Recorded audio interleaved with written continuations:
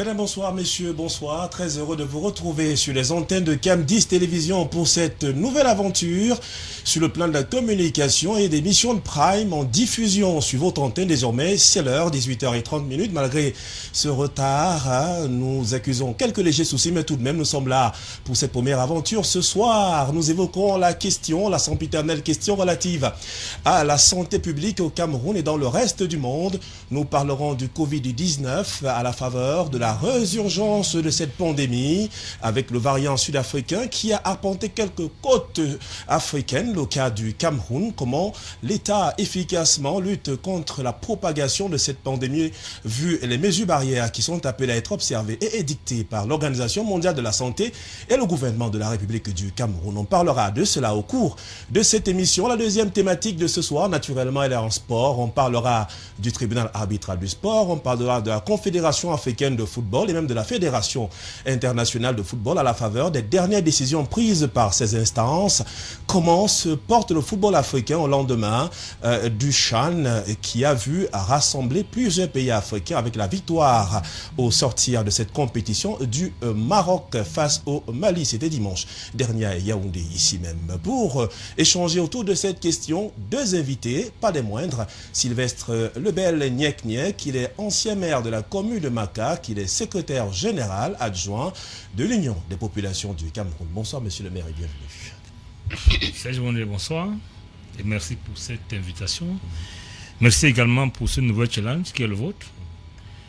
Challenge au cours duquel j'entends bien vous accompagner autant que mes possibilités mentales et intellectuelles me le permettront.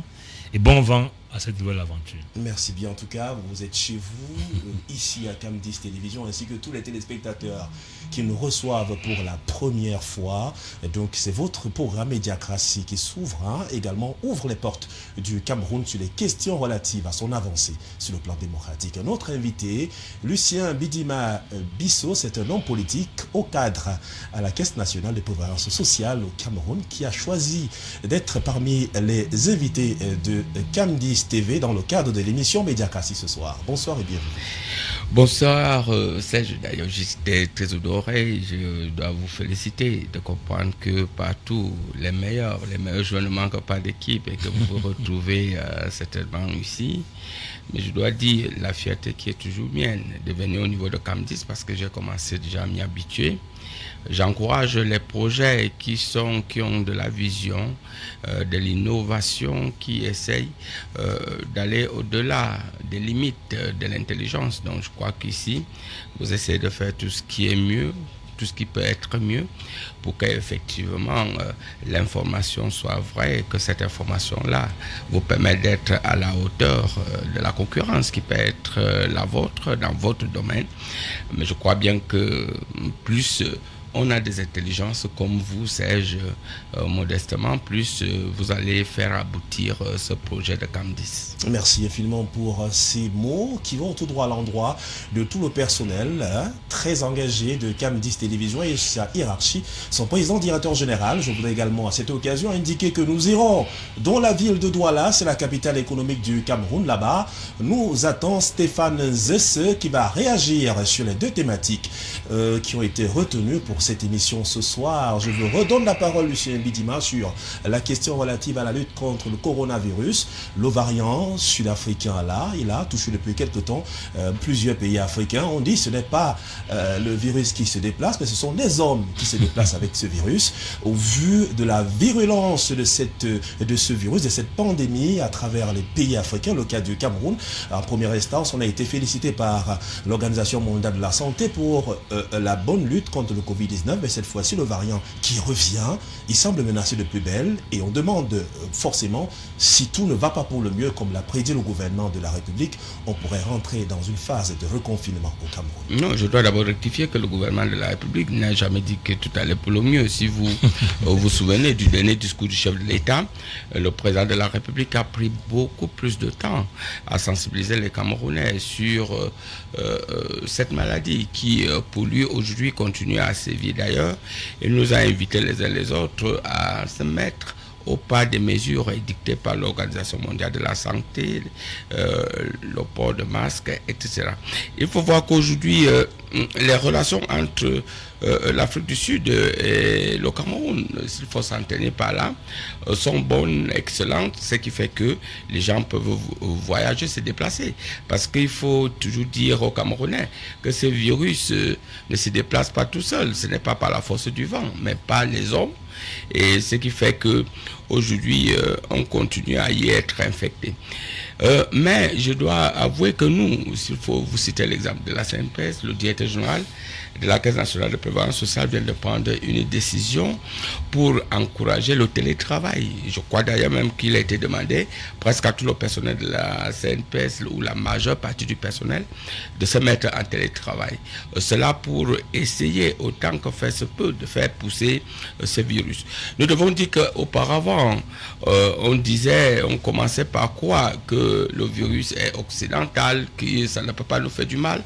Mais petit à petit, on commence à voir des décès. D'ailleurs, je dois vous dire avec beaucoup de regret qu'une de mes collègues a perdu son mari cette nuit à cause du Covid-19. En tout compte fait, il y a toujours une alerte. Donc, je pense que les Camerounais doivent rester vigilants. Non, les Camerounais doivent rester vigilants et ne pas croire que le virus n'est pas africain. Donc, par conséquent, on peut faire n'importe quoi. Mais cependant, je dois tout de même encourager le fait que, et ça c'est peut-être mon point de vue personnel, de voir qu'au niveau du Cameroun, au-delà des remèdes qui peuvent nous venir des Occidentaux et même des vaccins qui sont en cours au niveau de l'Occident, nous-mêmes ici au Cameroun, nous avons pris un certain nombre de mesures et je crois toujours dire aux Camerounais qu'il ne faut pas lésiner sur ces moyens-là, sur les moyens peut-être préventifs, pourquoi pas curatifs, parce que peut-être nous ne sommes pas trop certains, mais de respecter d'abord les mesures édictées par l'Organisation mondiale de la santé. Des mesures qui sont à respecter par l'ensemble du peuple camerounais. Cela y va également de notre survie lorsqu'on sait encore que des moyens conséquents et même humains doivent véritablement accompagner la lutte contre cette pandémie. On l'a souligné, peut-être sous d'autres cieux. Ce n'est pas une pandémie qui va disparaître du jour au lendemain, mais on sera habitué à vivre avec. Monsieur le maire, forcément, la même question qui est relative à la lutte efficace et surtout au respect des mesures barrières ressurgit, d'où peut-être on peut penser à un reconfinement dans notre pays, le Cameroun. Est-ce que vous avez le sentiment aujourd'hui que les Camerounais prennent conscience progressivement que la pandémie est là, qu'elle revient et que le variant sud-africain qui est plus contagieux, plus dangereux, est là et bel et bien qu'il peut encore causer beaucoup de victimes au Cameroun? Serge, il faut accepter que je prenne une posture d'abord citoyenne, mais également une posture personnelle. Parce que reconnaissons quand même que le Cameroun a géré cette pandémie à sa façon. Et l'impression qu'on a, c'est que ça marche. Mais la conséquence de cette gestion nous a amené à constater que les Camerounais ont fini par se foutre pas mal de cette maladie. Je ne sais pas d'où ça leur vient. Il suffit de faire un tour dans nos marchés, de faire un tour partout dans la République. Le port du masque est une affaire d'initié en réalité. C'est pour l'occasion pour moi de rappeler aux gens que cette pandémie existe bel et bien. C'est au-delà du questionnement qui peut venir après. La pandémie existe bel et bien. Il est question de maintenir le même niveau d'alerte qu'avant. C'est ce que le gouvernement fait d'ailleurs. Maintenant, au niveau de la population, il faudra quand même que chacun de nous, parce qu'il s'agit d'une responsabilité d'abord personnelle, donc individuelle, mais également sociétale. Parce que le virus se transmet d'homme à homme. Ça veut dire que plus chacun va se protéger, moins nous tous on va être contaminés.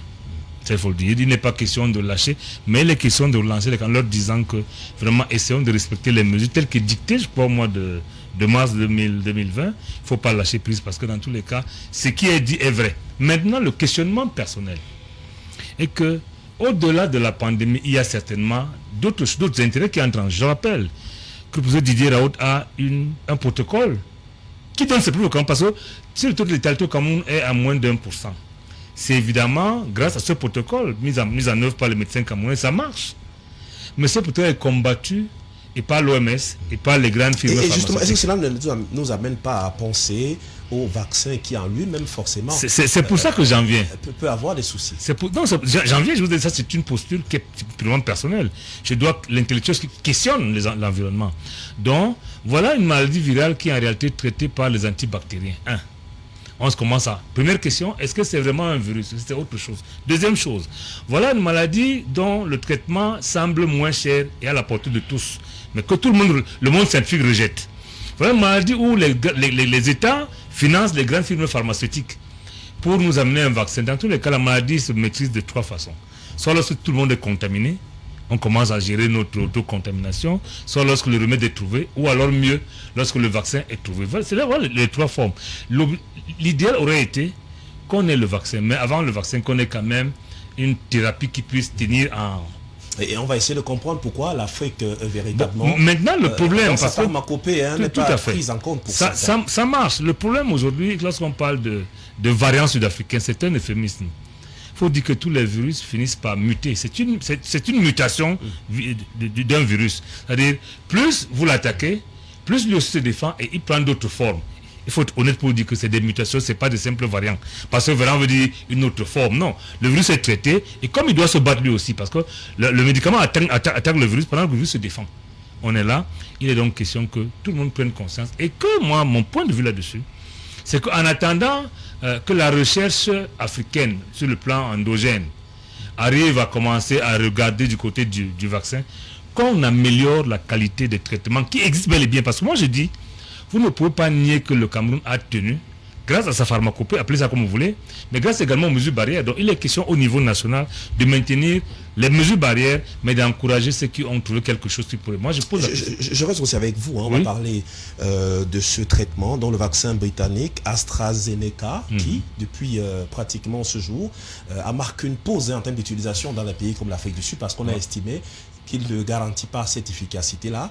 Et le gouvernement sud-africain a pensé qu'il fallait procéder par d'autres mesures ou alors faire confiance mieux à d'autres vaccins en attendant que celui-là soit plus efficace. Est-ce que ça démontre à coup sûr que le virus en lui-même, il peut être combattu par plusieurs manières, mais si on ne fait pas attention sur le type de vaccin à administrer, il peut plutôt engager d'autres méfiances et finalement contaminer autant de personnes? Serge, nous sommes là en pleine diplomatie pharmaceutique. Si vous mettez un nom derrière, vous allez comprendre. Qui a dit que le vaccin russe ne marche pas? Qui dit que tel vaccin ne marche pas? Il faut comprendre. Donc nous sommes dans la diplomatie à la fois, je peux dire thérapeutique, mais également vaccinale. C'est celui qui a financé les grandes firmes, qui a financé ces grandes firmes qui font les vaccins. Si vous répondez à ce que vous allez comprendre. Donc j'ai dit pour l'Afrique. Moi, ce qui m'intéresse, c'est que les Africains restent en vie. Et c'est pour ça que j'ai dit, nous devons faire 2 choses. Il a été prouvé par l'exemple que les thérapeutiques africaines marchent, notamment camerounaises. Ça marche. Malheureusement, nous sommes dans un complexe qui veut qu'on attende généralement tout des autres. Alors qu'il est temps qu'on inverse les rôles et que les gens sachent que ce qui marche chez nous peut être expérimenté chez eux. Mais le monde scientifique étant, parce que les grandes publications scientifiques sont occidentales. Ce qui fait, quel que soit ce que vous faites ici, pour que ce soit accepté au niveau international, il faudra bien que les firmes internationales l'acceptent. Mais moi j'ai dit, pour se soigner en interne, vous n'avez besoin d'autorisation de personne. Et je pense que le président de la République l'a dit lui-même. Le simple fait que les autorités nationales aient reçu la plupart de ceux qui sont dans la recherche sur la pathologie prouve que le gouvernement encourage les solutions endogènes. Et moi, je voudrais dire aux Camerounais de n'hésiter sur aucun moyen. Je pose une question simple, Serge. Entre une potion, appelons ça ainsi, pour rester au village, entre une potion qui soigne même 40% des malades, et le non-traitement, qu'est-ce qu'on fait en attendant le traitement? Parce qu'il n'y a aucun traitement pour le moment. Les virus sont les vaccins sont en discussion au niveau des firmes pharmaceutiques. Chacun fait sa publicité, chacun fait sa diplomatie. Entre nous, on fait quoi? Et entre-temps aussi, il faut ajouter que l'Union africaine a offert plusieurs doses, des milliers de doses de vaccins pour aider à lutter contre cette pandémie dans le Covid-19, le cas du Cameroun également. Il faut aussi dire que la pharmacopée camerounaise a fait beaucoup de progrès. Et lorsqu'on regarde encore les statistiques rendues publiques par le ministère de la Santé publique, on a pratiquement presque 30 000 personnes infectées, 29 000 entre autres poussières qui ont retrouvé la guérison. On est à 400, peut-être 420 morts par là au Cameroun depuis plus d'1 an. Ça veut dire tout de même qu'il y a une efficacité qui est mise en exergue. Le temps de vous revenir. Ouais. Je me retourne vers Lucien Bidima. Il faut également dire que dans cette perspective, plusieurs médicaments sur le plan local ont aidé à faire reculer la pandémie. Je pense au Ngulbetara du docteur Payou. voilà.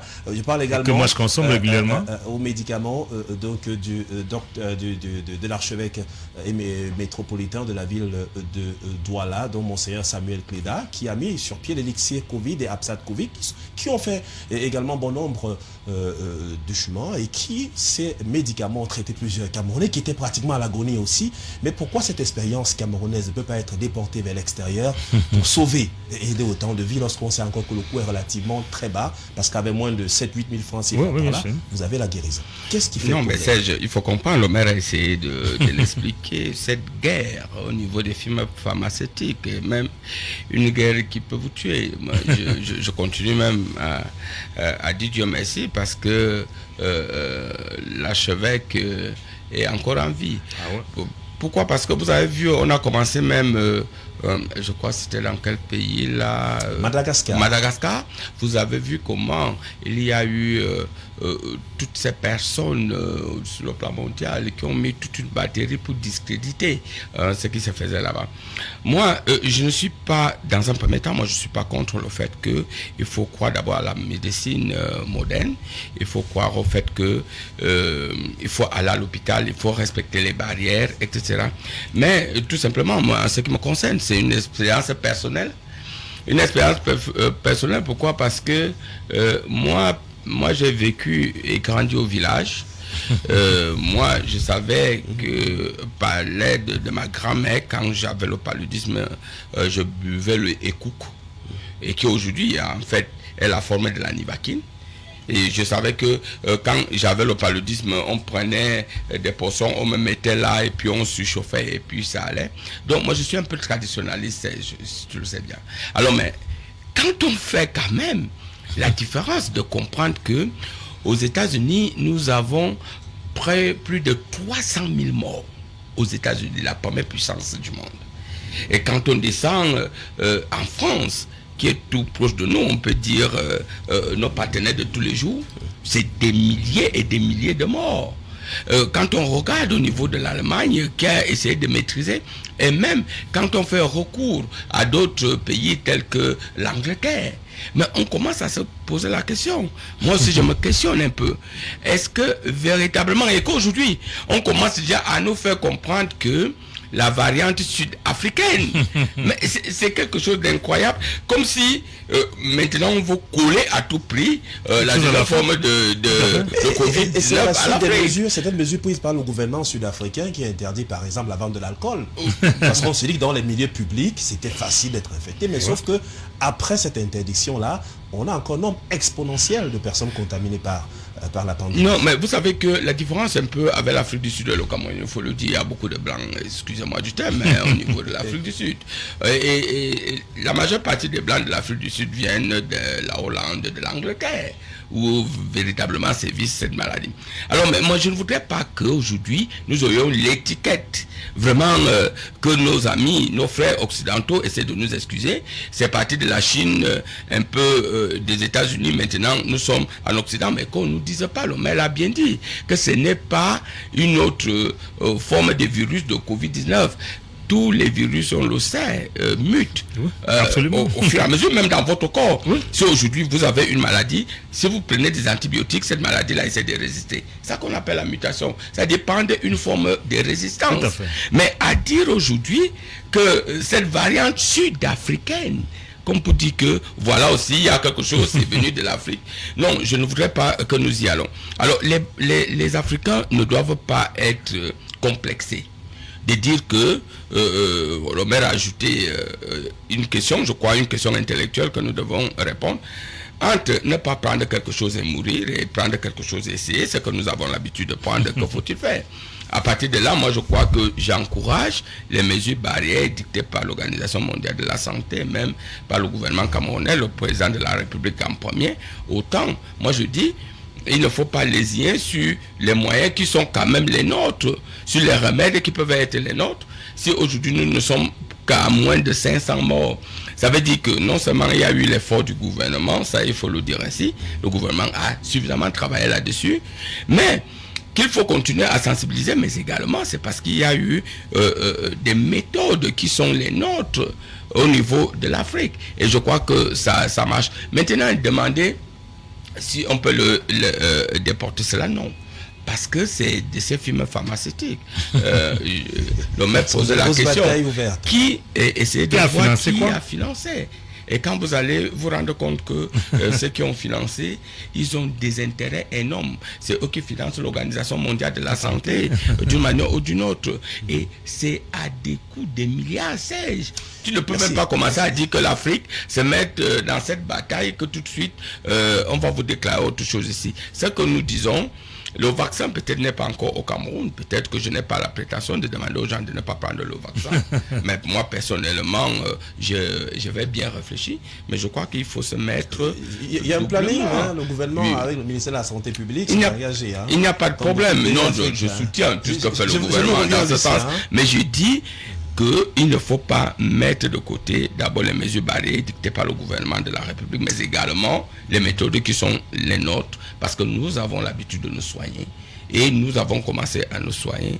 Et je crois qu'il faut concilier les deux méthodes. Merci bien, Lucien Bédima. Madame, Messieurs, merci de rester avec nous sur les antennes de Cam 10 Télévision. Je souligne que nous émettons depuis la ville de Yaoundé, au quartier Koundengui, pour le bonheur de ces milliers de téléspectateurs qui nous reçoivent tous les jours 24 heures sur 24. Et on va aller dans la ville de Douala tout de suite pour prendre un repérage Stéphane Zesse qui va réagir sur cette pandémie. Stéphane, depuis quelques temps, on parle d'un variant, même si on a expliqué qu'il s'agit d'une mutation effective du virus. À votre avis, comment devraient se comporter les Camerounais? Quelles peuvent être les intentions réelles même de ceux-là qui sont derrière la propagation de ce virus et qui semblent tout de même revenir de plus belle dans le concert des nations? Bonsoir Stéphane.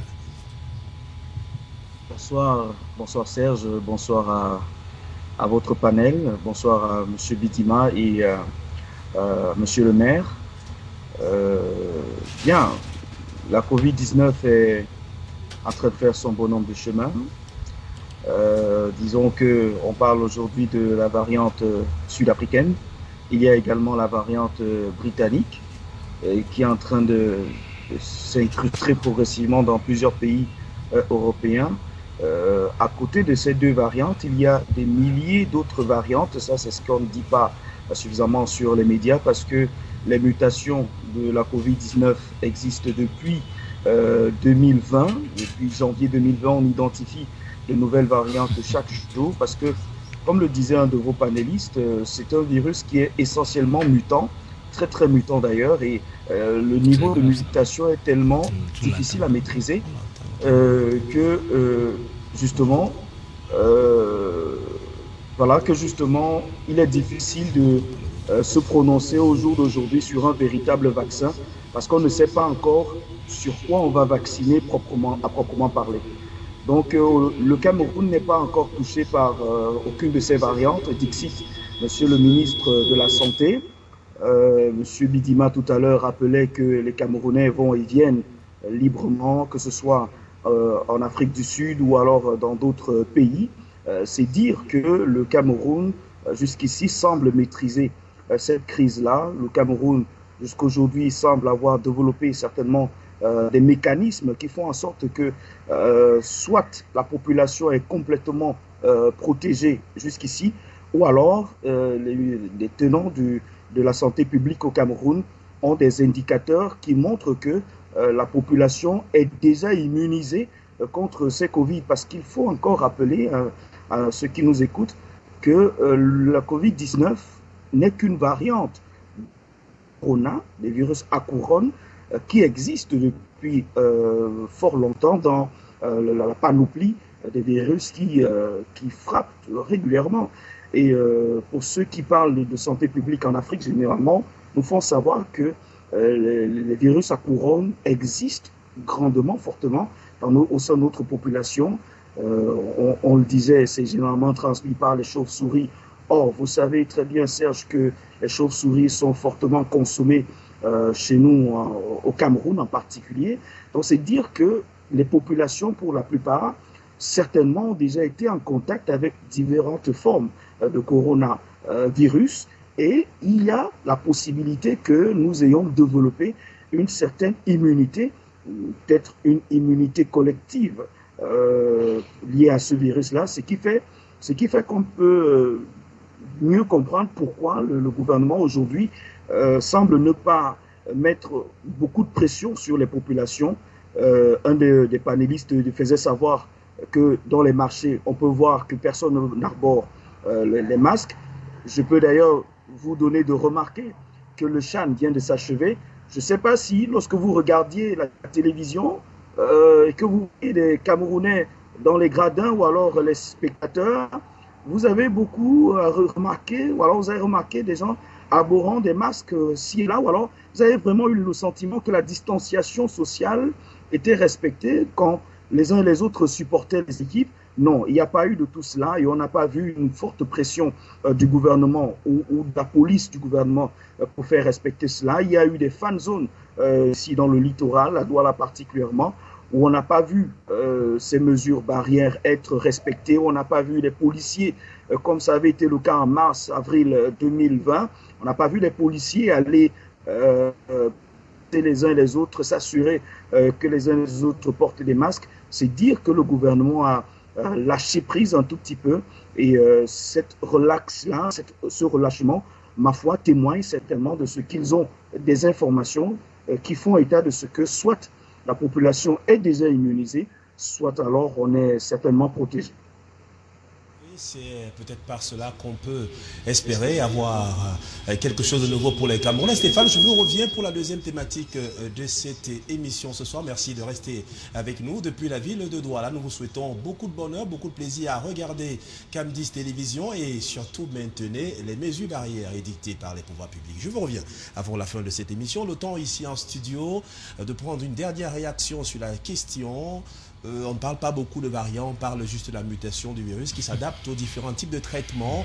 Finalement, qu'est-ce qu'on retient fondamentalement? Le Cameroun va faire face à cette pandémie et peut-être que les propositions du gouvernement vis-à-vis des tradipraticiens, d'ailleurs, qui ont été reçues tout récemment par le gouvernement de la République. Il y a eu toute une assemblée du côté du palais des congrès de Yaoundé pour revoir comment encourager ces tradipraticiens de santé. Est-ce que les mesures efficaces qui peuvent être préconisées pourront aider les Camerounais à faire face à cette pandémie? Il faut reconnaître que les Camerounais font déjà beaucoup en matière de pharmacopée. Encore que c'est un mot qui me semble un peu sauvage. Hein, parce que dans le scientifique, on met quoi?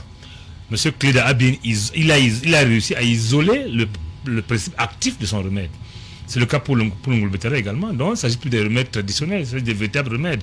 Maintenant, la communauté scientifique va tarder à reconnaître ça, on le sait. Mais je vous ai dit au départ que lorsque vous avez une solution à un problème, vous n'avez besoin de... Parce qu'il n'a pas divulgué les protocoles. Non, il s'agit même pas. Dans tous les cas, ils ne vont jamais reconnaître. Parce qu'il n'a pas les moyens de tenir face aux grandes firmes pharmaceutiques. Mais le problème est ailleurs. Le problème, c'est que la vaccination, à laquelle on va difficilement échapper, est l'occasion, une fois de plus, de faire endetter les pays africains. Parce qu'aucun pays pris seul, même en groupe, n'a la capacité de mobiliser les financements pour importer le vaccin. Une fois de plus, on va tendre la main vers les mêmes occidentaux, les mêmes impérialistes, il faut le dire ainsi, et ce ne sera pas des cadeaux. Ce sera l'occasion également de faire balancer la balance de paiement de l'autre côté. Donc, moi, je dis une chose, il faut qu'au niveau camerounais, parce que c'est ça qui m'intéresse beaucoup plus, qu'on encourage la recherche en matière de traitement du virus, mais également qu'on commence à penser au vaccin. Parce que je dis, le vaccin n'est rien d'autre que l'antidote de la maladie elle-même. Donc, si nous pouvons trouver le remède, il est fort possible que si on encourage, d'encourager, je peux être précis, hein, on peut encourager en accordant des facilités, mais également en apportant des financements, en envoyant les gens à prendre. Parce que je rappelle, hein, j'ai suivi la conférence de presse de la mission qui était en Chine. Il est établi aujourd'hui que ce n'est pas une erreur de laboratoire. C'est-à-dire que le virus vient d'ailleurs, ce n'est pas... Tout le monde pensait que c'était une histoire... Il y a beaucoup de manipulations. Voilà, non. Et plusieurs pays sont vexés pour l'occasion. Ceux qui sont allés en Chine ont conclu, première conclusion ce matin, qu'il ne s'agit pas d'une erreur au niveau d'un laboratoire. Ça veut dire que le virus est bien d'origine humaine. À partir du moment-là, il faudra que la recherche soit menée et que le Cameroun encourage au niveau national ceux qui peuvent le faire. Merci bien, Lucien Bidima, en quelques secondes. Et je vais vous relancer sur la deuxième thématique de ce soir. Finalement, sortira-t-on vainqueur de cette pandémie, ou alors on va continuer à vivre avec, mais avec le risque que beaucoup de pays africains n'ont pas eu la chance qu'a eu le Cameroun pour faire face à la pandémie. Non, mais il faut dire que le problème est global, le problème est mondial. La lutte mondiale, ce n'est pas une spécificité camerounaise, mais je crois qu'au niveau du Cameroun, nous devons d'abord respecter les mesures édictées par l'Organisation mondiale de la santé. Le président de la République nous a sensibilisés là-dessus. Nous devons nous y tenir compte. Mais cependant, je continue à dire que peut-être le vaccin va arriver. Il sera peut-être difficile de trouver peut-être 25 millions de doses pour les Camerounais. Et que non, 50 millions, parce que c'est 2 doses. 50 millions de doses. Alors que faut-il faire en attendant que cela et en attendant, que faut-il faire? Parce qu'il ne faudrait pas aussi que immédiatement ça rentre au Cameroun et que ça devient plutôt l'affaire des gens qui ont suffisamment de moyens. Bon, il faudrait que, moi j'encourage aussi qu'en dehors de cela, que nous, ici au Cameroun, ce qui nous a fait survivre jusqu'à présent, que nous continuons à faire des recherches. Parce que le Covid-19 ressemble quelque part à une forte grippe. Oui. On avait un mot au niveau du village dont je ne veux pas évoquer ici, et donc on prenait suffisamment des remèdes. Il faut aussi le faire. Mais maintenant, au niveau des marchés, au niveau des entreprises, il faut encourager le télétravail, même à votre niveau. Ça, nous expérimentons ça au niveau de la CNPS, même au niveau de l'administration publique. Mais au niveau des marchés, il faut le faire, il faut beaucoup plus sensibiliser parce qu'on ne peut pas confiner notre population.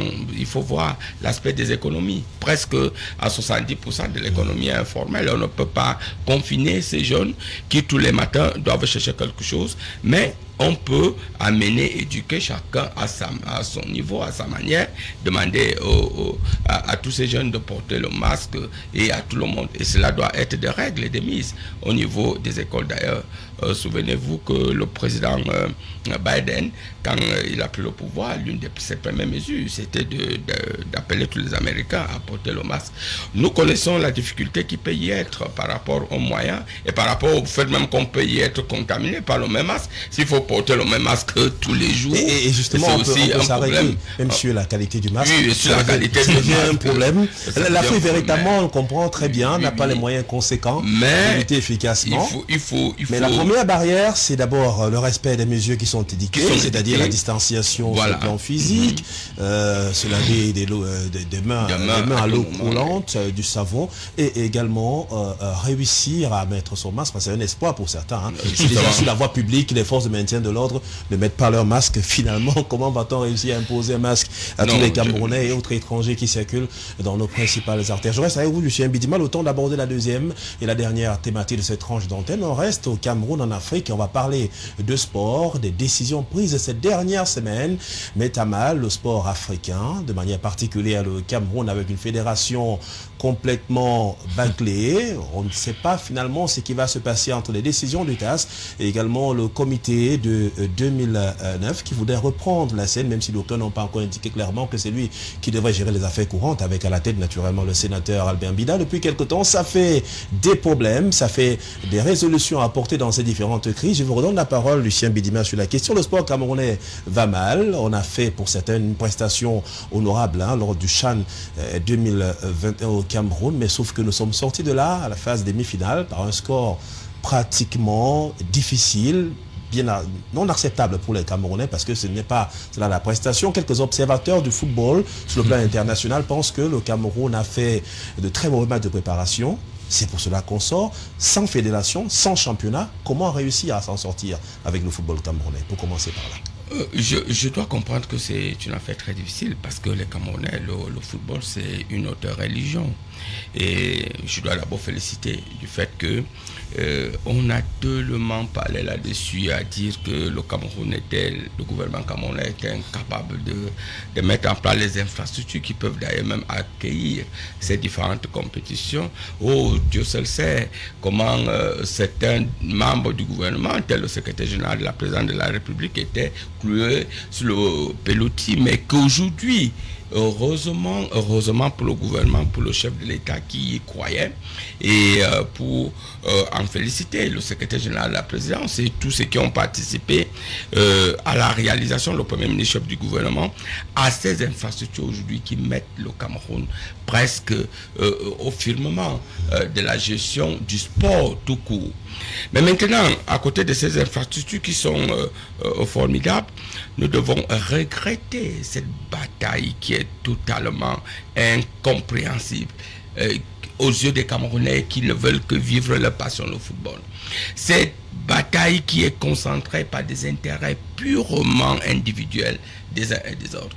Cette bataille qui ne prend véritablement pas en compte le destin du football camerounais et qui aujourd'hui nous fait passer deux saisons presque sans match de championnat. Comment vouliez-vous? Moi, je crois que ces enfants sont à féliciter. Que les enfants qui jouent ici, qui n'ont pas les mêmes chances que le Maroc qui a gagné, qui est presque un championnat semi-professionnel. Comment voulez-vous? Professionnel. Comment vous... Et les gens qui jouent presque ensemble. Que ces enfants qui n'ont pas de championnat, qui s'entraînent presque tout seuls, mais qui ont réussi l'espoir d'arriver en demi-finale. Il faut dire que, véritablement, moi, je ne suis pas de ceux qui aujourd'hui... Nous sommes d'accord avec vous, parce qu'on dit d'ailleurs que même dans cette équipe nationale, les Lions à prime qu'on a vu évoluer, il y a des joueurs qui ont été imposés. L'entraîneur, entre 2 ou 3 mots, a pu le dire. Et comment expliquer que le meilleur buteur du championnat camerounais ces derniers temps n'a pas pu évoluer dans ces clubs, et qu'il y a d'autres joueurs qui sont meilleurs étant dans le championnat, qu'on n'a pas pu dénicher. Il y a des questions politiques aussi. Il y a un problème au Cameroun, nous sommes 25 millions d'entraîneurs. Ça, il faut tout laisser quelqu'un faire son travail. Vous êtes formidable au niveau de votre rôle pour animer des émissions de grande facture comme celle-ci. Mais comme moi, Lucien Bidima, que je ne crois pas que je quitterai la CNPS pour venir être meilleur que vous dans votre domaine, il faut bien vous suivre et vous écouter. Alors, mais ce qui se passe, et c'est justement pour cela qu'il y a un problème. Moi, je n'ai pas envie de citer ici les hommes. Le problème de la FECA Foot, si on me demandait de donner une proposition, c'est dissoudre cette affaire. Vraiment que le Cameroun prenne le risque. Parce que maintenant, nous avons la commission... c'est un peu comme le Nigeria. Comme le Nigeria. Quitte à ce que peut-être que la FIFA va comprendre, parce que la FIFA, qui elle-même, elle est complice, qui n'arrive pas à respecter la décision de la TAS, et que cette décision-là, aujourd'hui, est interprétée par des juristes, alors que la décision est claire. Quand on donne une décision de justice, on dit ceci n'existe pas. Alors, quand on annule une élection, comment demander aux mêmes gens qui viennent d'être annulés d'assurer l'intérim? Et que, quelque part, à côté, d'autres se mettent, on ne sait pas sur quelle base juridique. Mais moi, j'ai suivi le débat avec Abdourahmane et puis le professeur Koumvondon. Mais en fait, qu'est-ce qu'on a tiré dans tout ça? Je vous reviens.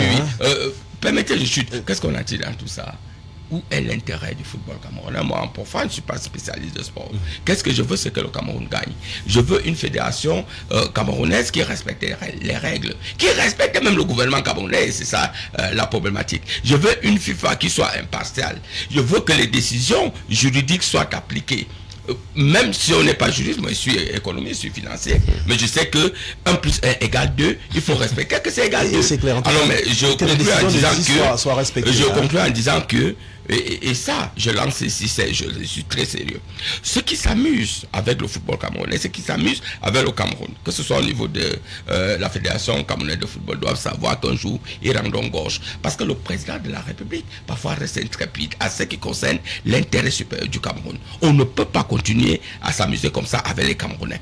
Parce que le président, lui, il a son heure, il a son temps, et je crois que son temps va arriver. Sauf que la situation peut être difficile, très complexe, au détriment du sport, du football camerounais.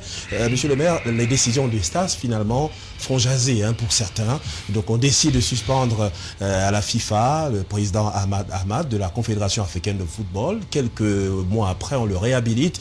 Également, sa candidature pose problème pour les élections au niveau de la CAF au mois de mars prochain. Et puis tout à côté, au Cameroun, on suspend la fédération également, on suspend le président, mais qui, même si la FIFA ne s'est pas prononcée sur le fait qu'il puisse conduire les affaires en attendant une prochaine élection dans cette instance. Comment comprendre tout cet embrouillamini, mais qui à la fin fait perdre un temps précieux pour le développement du sport, du football africain, du football continental, et finalement ce qu'on retrouve, parfois ce sont des batailles politiciennes, mais qui ne servent pas l'ouvrier, c'est-à-dire la matière première de ce sport qu'est le football. Donc ce sont les footballeurs entre eux qui attendent pendant bien longtemps sans évoluer. C'est la première chose, c'est qu'il faut comprendre qu'une fédération de sport, fut-elle footballistique, est comme une entreprise. Engluée dans le contentieux, ça ne marche plus. C'est-à-dire l'entreprise fonctionne et fait accessoirement le contentieux. D'abord le prévoit à travers ses conseils pour l'esquiver et pour l'éviter. Maintenant, nous sommes dans une fédération qui est en plein contentieux, dont l'activité principale est le contentieux. Donc le TAS est, je peux dire, la tasse de café de tous les jours. Mais c'est dû à quoi? Les dirigeants du football camerounais se comportent comme des ambassadeurs de la FIFA au Cameroun. C'est l'inverse. Il faut qu'ils sachent qu'ils n'ont... La FIFA n'a pas d'ambassade au Cameroun. C'est bien le Cameroun qui a adhéré à la FIFA. Et l'organe d'adhésion, ça s'appelle FECAFOOT. C'est pour ça que dans la charte des sports du Cameroun, chacun doit jouer son rôle. Vous ne pouvez pas vous comporter dans un pays comme si vous étiez un diplomate, alors que vous avez été élu par les Camerounais. La deuxième posture, c'est que les gens se battent beaucoup plus pour le contrôle des avantages liés à leur poste que pour véritablement le football. Et du coup, tout ça mis ensemble fait que je me demande d'ailleurs comment on fait pour tenir avec les contentieux, parce qu'au niveau du théâtre, ça coûte effectivement cher, en termes de voyage, en termes de d'avocats, mais les Camerounais, même plus individuels, arrivent à s'en sortir. La question qu'il faut se poser, c'est que le football, c'est quoi? Le football est tellement sérieux pour le Cameroun qu'on ne saurait le laisser, comme mon ami Bidima a dit, aux seuls entraîneurs et aux seuls dirigeants de l'Afrique. Non, le football est la propriété de tous les Camerounais, on a un mot à dire. Mais sauf que dans la gestion de ce football-là, on ne retrouve pas les anciennes gloires véritables, c'est-à-dire ceux qui ont même géré, qui ont joué le football. Non, on peut être bon dans le management même. On peut être bon footballeur, ne pas être un bon manager en matière de sport. On peut le comprendre. Mais moi, j'ai dit, il faut que ceux qui gèrent le football se mettent au service du football. Pour penser simplement, Ben Joseph Antoine n'est pas un bon manager du football. Il a essayé plusieurs fois la FECAFOOT, mais il n'a jamais réussi à devenir président de cette instance. Bon, dans tous les cas, je ne suis pas le juge exemple, du fait qu'il soit capable de manager ou non. Ce qu'on sait, c'est qu'il n'a pas encore réussi à se hisser à la tête de la FECAFOOT. Je lui souhaite beaucoup de bonheur comme les autres footballeurs. Mais j'ai dit le principe. C'est valable pour Bell comme c'est valable pour Sidi Momonjoya. Lorsqu'une décision est prise par le TAS, ailleurs, il y a un juge d'exécution des décisions de justice. À défaut d'un juge précis au Cameroun, on peut saisir le juge camerounais pour interpréter la décision du TAS. Mais les gens confondent le point de vue d'un individu, fut-il président de la FIFA, à la position de la FIFA. La FIFA va c'est tellement sérieux. Parce que lorsque le TAS sanctionne, le TAS a annulé tout le processus à conduire à l'élection du bureau actuel. C'est-à-dire que ce bureau n'a pas existé. La compréhension primaire, c'est que ce bureau ne peut pas se prévoir de quoi que ce soit. Il ne peut pas assurer l'intérim. Parce qu'ils n'ont jamais existé. Si c'est ce qui était là avant, c'est bien sûr le bureau de 2009. Mais la FIFA est fondée pour penser autrement. Ils peuvent bien faire, après leur bureau exécutif, une autre normalisation au Cameroun et désigner le même président. Mais ils ne peuvent pas, ex nihilo, dire que comme il était là, alors qu'on dit que son élection a été annulée, ça veut dire qu'il n'a jamais été là, le maître. Mais le problème ailleurs, le problème c'est les intérêts. Et c'est pour ça que soit la FIFA, il y a tellement d'intérêts. À la CAF, c'est la même chose. Imaginez-vous qu'aujourd'hui, en réalité, la CAF est en réalité sous tutelle technique de la FIFA. Mais je commence à voir comme si la FIFA commence à dire nous, on a nos problèmes ici, il faut peut-être les paysans gérer. Merci, merci. Malheureusement, nous sommes arrivés au terme de cette émission. Merci à Lucien Bidima. Forcément, on se retrouvera dans quelques jours, toujours dans le cadre de votre programme Médiacratie. Merci à Sylvestre Niek, Je voudrais également dire merci à Stéphane Zesse qui a resté connecté avec nous dans la ville de Douala. On espère vous retrouver demain. Merci d'avoir suivi cette première édition Médiacratie sur Cam10 Télévision. Restez les nôtres, ne quittez pas le journal. Ce sera dans quelques minutes avec les dernières informations de la journée. Bonsoir.